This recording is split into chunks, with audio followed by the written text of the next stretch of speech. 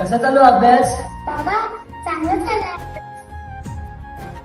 बाबा तुम्हाला माहित आहे का, मला शिकून खूप मोठे बनायचंय.